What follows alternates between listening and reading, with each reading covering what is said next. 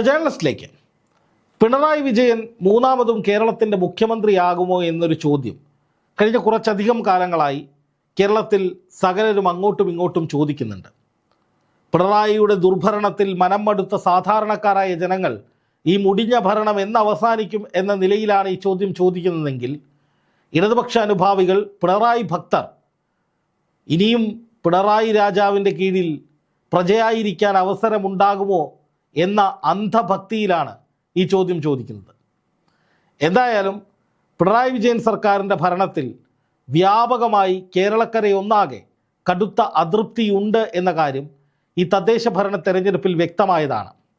ശബരിമല ശാസ്താവിൻ്റെ, അയ്യപ്പ ഭഗവാന്റെ സ്വർണം കട്ടുമുടിച്ചവരെ ഒപ്പം നിർത്തി കൊണ്ടു നടക്കുന്ന, അല്ലെങ്കിൽ അവരെ പാർട്ടിയിൽ നിന്ന് പുറത്താക്കാതെ ചേർത്ത് നിൽക്കുന്ന പിണറായിയും സംഘവും, അതുപോലെ വെള്ളാപ്പള്ളി നടേശനെപ്പോലെ അതിതീവ്ര ന്യൂനപക്ഷ വിരുദ്ധത, മുസ്ലിം വിരുദ്ധത, മലപ്പുറം വിരുദ്ധതയൊക്കെ ആളിക്കത്തിക്കുന്ന നേതാവിനെ ഒക്കത്ത് കൊണ്ടു നടക്കുന്നത് പോലെ ഒപ്പമിരുത്തി അയ്യപ്പ സംഗമമെന്ന ഇരട്ടത്താപ്പ് നാടകം കളിച്ചതിൻ്റെ പക അതൊക്കെ ജനങ്ങളുടെ മനസ്സിലുണ്ട്.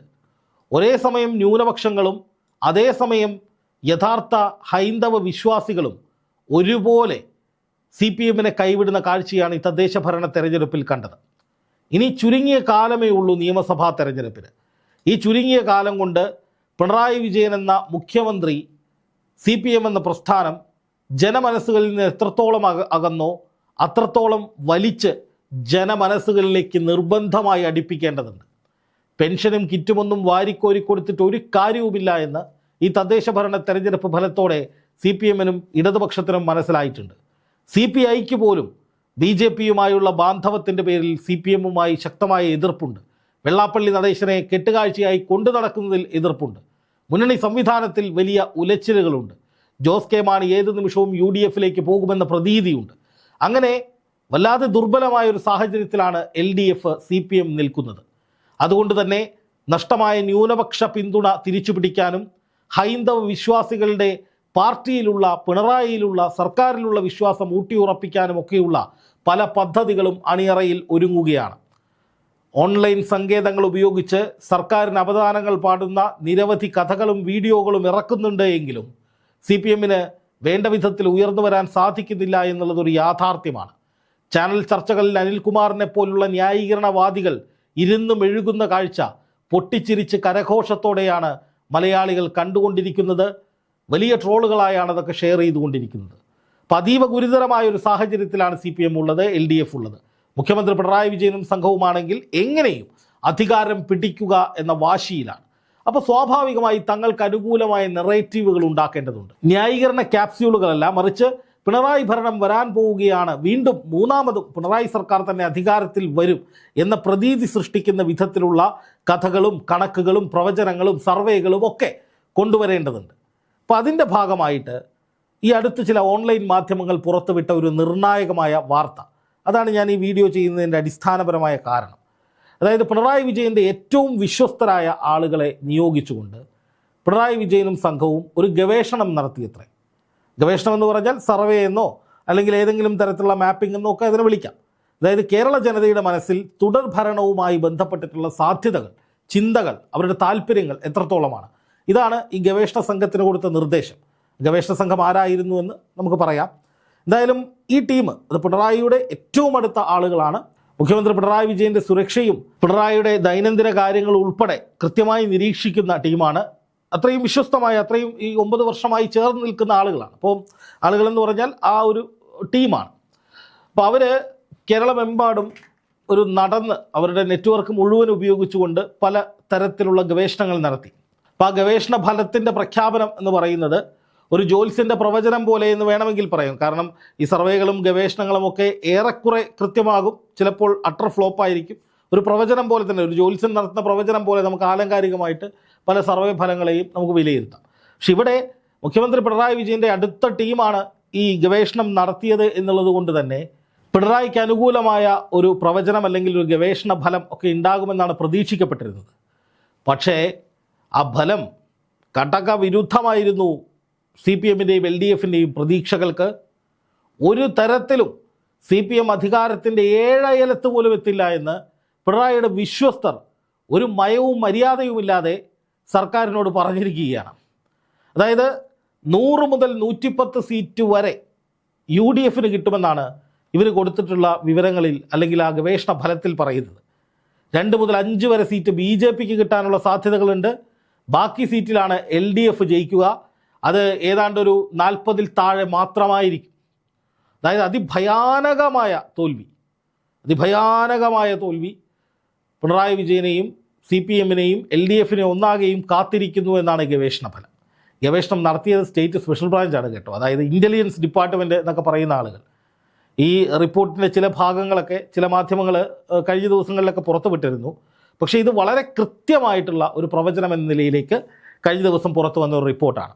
ഇതിൽ 8-9 ജില്ലകളിൽ പരിപൂർണമായ UDF-ൻ്റെ മേധാവിത്വം ഉണ്ടാകുമെന്നാണ് പറയുന്നത്. അവിടെ എതിരില്ലാതെ എന്ന് വെച്ചാൽ ഈ ജില്ലകളിൽ എവിടെയും ഒരു നിയോജക മണ്ഡലത്തിൽ പോലും ഈ ജില്ലയിൽ LDF ജയിക്കാൻ പോകുന്നില്ല, BJPയും ജയിക്കാൻ പോകുന്നില്ല. ആ ജില്ലകൾ എന്ന് പറയുന്നത് കാസർഗോഡ്, കോഴിക്കോട്, വയനാട്, മലപ്പുറം, എറണാകുളം, പത്തനംതിട്ട, ഇടുക്കി, കോട്ടയം എന്നുള്ളതാണ്.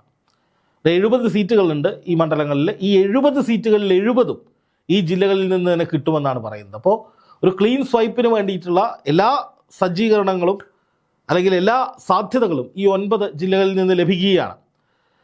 അതുപോലെ തന്നെ പ്രാദേശിക തലത്തിലുള്ള നേതാക്കളുടെ സ്വാധീനമൊക്കെ ഈ തദ്ദേശ തെരഞ്ഞെടുപ്പിൽ LDF-ന് ഗുണകരമായിട്ട് പലയിടത്തും വന്നിട്ടുണ്ട്. പക്ഷേ ഒരു സുനാമി പോലെയുള്ള UDF തരംഗം ഉണ്ടാകുമെന്നും അതിൽ തട്ടി പ്രാദേശിക ഇടപെടൽ അല്ലെങ്കിൽ പ്രാദേശികമായിട്ട് CPM നേതാക്കൾക്ക് LDF നേതാക്കൾക്കുള്ള ഒരു ജനങ്ങളുടെ വോട്ടർമാർക്കിടയിലുള്ള സ്നേഹം അല്ലെങ്കിൽ അവരുടെ ഇൻഫ്ലുവൻസ് ഒന്നും ഈ തെരഞ്ഞെടുപ്പിൽ ഘടകമാകില്ല എന്ന് വൃത്തിക്ക് ഈ റിപ്പോർട്ടിൽ പറയുന്നുണ്ട് എന്നാണ് പുറത്തു വരുന്ന റിപ്പോർട്ട്. അതുപോലെ തന്നെ പാലക്കാട്, കണ്ണൂര് തുടങ്ങിയ ജില്ലകളിൽ പല CPM-ൻ്റെ മണ്ഡലങ്ങളും UDF പിടിച്ചെടുക്കാനുള്ള സാധ്യതകൾ ഉണ്ട് എന്ന് പറയുന്നു. ആലപ്പുഴ ജില്ലയിൽ വലിയ മുന്നേറ്റം UDF-നുണ്ടാകും. 9 സീറ്റിൽ 5 സീറ്റ് വരെ കിട്ടും. ശോഭാ സുരേന്ദ്രൻ കായംകുളത്ത് ജയിക്കാനുള്ള സാധ്യതയുണ്ട്. കൊല്ലത്ത് മുകേഷിന് പരാജയമുണ്ടാകും.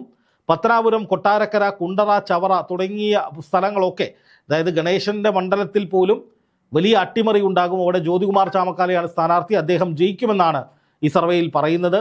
കാരണം കഴിഞ്ഞ തദ്ദേശ തെരഞ്ഞെടുപ്പിൽ പത്തനാപുരത്ത് UDF സകലയിടത്തും ലീഡ് ഉയർത്തുന്ന സാഹചര്യമുണ്ടായിരുന്നു. അപ്പോൾ UDF-ൻ്റെ ഗ്രൗണ്ട് വർക്കും UDF തരംഗം, ഭരണവിരുദ്ധ വികാരം ഇതെല്ലാം കൂടി സമ്മേളിക്കുമ്പോൾ അതിദയനീയമായ പരാജയം LDF-നുണ്ടാകുമെന്ന് വ്യക്തമാവുകയാണ് ഈ റിപ്പോർട്ട് പ്രകാരം.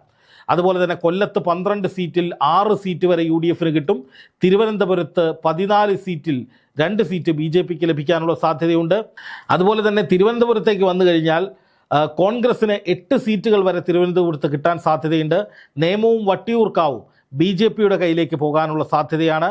അതിൽ തന്നെ വട്ടിയൂർക്കാവിൽ മുരളീധരൻ നിൽക്കുകയാണെങ്കിൽ അത് BJPക്ക് പോകാതെ UDF-ലേക്ക് എത്താനുള്ള സാധ്യതയും പ്രവചിക്കപ്പെടുന്നുണ്ട്.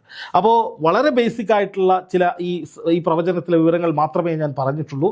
കൂടുതൽ വിശദാംശങ്ങൾ ലഭ്യമാകുന്ന മുറയ്ക്ക് പ്രേക്ഷകരെ അറിയിക്കുന്നതാണ്. പക്ഷേ നിലവിലെ സാഹചര്യത്തിൽ പിണറായി വിജയൻ തൻ്റെ ഏറ്റവും വിശ്വസ്തരായിട്ടുള്ള പോലീസ് ഡിപ്പാർട്ട്മെൻറ്റിലെ ഇൻ്റലിജൻസ് വിഭാഗവുമായി സ്റ്റേറ്റ് സ്പെഷ്യൽ ബ്രാഞ്ചുമായി ചേർന്ന് അല്ലെങ്കിൽ നിർദ്ദേശപ്രകാരം സ്റ്റേറ്റ് സ്പെഷ്യൽ ബ്രാഞ്ച് നടത്തിയ നിരന്തരമായ സർവേകളുടെ അടിസ്ഥാനത്തിൽ നൽകപ്പെട്ടിട്ടുള്ള റിപ്പോർട്ടിൽ നിലവിലെ സാഹചര്യം തുടരുകയാണെങ്കിൽ LDF-ന് ഭരണത്തിൻ്റെ 7 അയലത്തെത്താൻ കഴിയില്ല എന്നും തുടർഭരണം സാധ്യമാക്കിയ പിണറായി വിജയൻ നാണം കെട്ട് പടിയിറങ്ങേണ്ടി വരുന്ന സാഹചര്യം ഉണ്ടാകുമെന്നുമാണ് പറയുന്നത്. തദ്ദേശ ഭരണ തെരഞ്ഞെടുപ്പ് ഫലം കാണുമ്പോൾ നമുക്ക് അതിൽ നിന്ന് വിഭിന്നമായി തോന്നാനുള്ള സാധ്യതയുമില്ല. ഏറെക്കുറെ വലിയ തോതിലുള്ള തിരിച്ചടി തന്നെയാണ് LDF-ലുണ്ടായത്. സ്വർണ്ണക്കൊള്ളയൊക്കെ ജനങ്ങളുടെ മനസ്സിൽ ആഴത്തിൽ വേരുറപ്പിച്ചിട്ടുണ്ട്. അതുപോലെ തന്നെ വല്ലാത്ത ദുസ്സഹമായ രീതിയിലുള്ള ഒരു ഭരണമെന്ന നിലയിൽ പിണറായി ഭരണത്തെ ജനങ്ങൾ ഉൾക്കൊണ്ടിട്ടുണ്ട് അല്ലെങ്കിൽ വിലയിരുത്തുന്നുണ്ട്. അന്ധമായ പിണറായി ഭക്തർക്ക് അല്ലെങ്കിൽ CPM-ൻ്റെ സൈബർ ഇടങ്ങളിലുള്ള ആളുകൾക്ക്, ഇടതുപക്ഷത്തിൻ്റെ അംഗങ്ങൾക്ക്, അനുഭാവികൾക്കല്ലാതെ പൊതുജനമെന്ന് പറയുന്ന കാറ്റഗറിക്ക് ഒരു കാരണവശാലും പിണറായി ഭരണം വേണ്ട എന്ന നിലയിലേക്കാണ് അവരുടെ മനസ്സിലുള്ള ചിന്ത എന്നാണ് ഇത്ര ഈ റിപ്പോർട്ടിൽ പറയുന്നത്. ഇതൊരു ഓൺലൈൻ മാധ്യമം പുറത്തുവിട്ട ഇൻ്റലിജൻസ് റിപ്പോർട്ടാണ്. അതിലെ പ്രധാനപ്പെട്ട കാര്യങ്ങൾ ഞാൻ പ്രേക്ഷകരോട് വിലയിരുത്തുന്നു എന്നേ ഉള്ളൂ. എന്ന് മാത്രമല്ല, ഇപ്പോൾ BJPയും CPM-ഉം തമ്മിൽ ഡീൽ ഉണ്ടായാലും, അതായത് ഇതിൽ ഏറ്റവും പ്രധാനപ്പെട്ട ഒരു കാര്യം, BJPയും CPM-ഉം തമ്മിൽ ഡീൽ ഉണ്ടാക്കി BJPക്ക് കുറച്ച് സീറ്റുകളിൽ CPM വിട്ടുവീഴ്ച ചെയ്തു, BJP കുറച്ച് സീറ്റിൽ CPM-നും വിട്ടുവീഴ്ച ചെയ്ത് കോൺഗ്രസിനെ തോൽപ്പിക്കാനുള്ള സാഹചര്യം ഉണ്ടാക്കുന്നു എന്ന് പാർട്ടി നേതാക്കൾ തീരുമാനിച്ചാലും BJP-ക്കാരായിട്ടുള്ള അണികൾ, BJP-ക്ക് വോട്ട് ചെയ്യുന്ന അനുഭാവികളൊക്കെ UDF-ന് വോട്ട് ചെയ്ത് മത്സരിച്ച് വോട്ട് ചെയ്ത് ഒരു തരത്തിലും ഇടതുപക്ഷം അധികാരത്തിലേറാത്ത സാഹചര്യം സൃഷ്ടിക്കുമെന്നാണ് ഈ റിപ്പോർട്ടിൽ വ്യക്തമാക്കുന്നത്.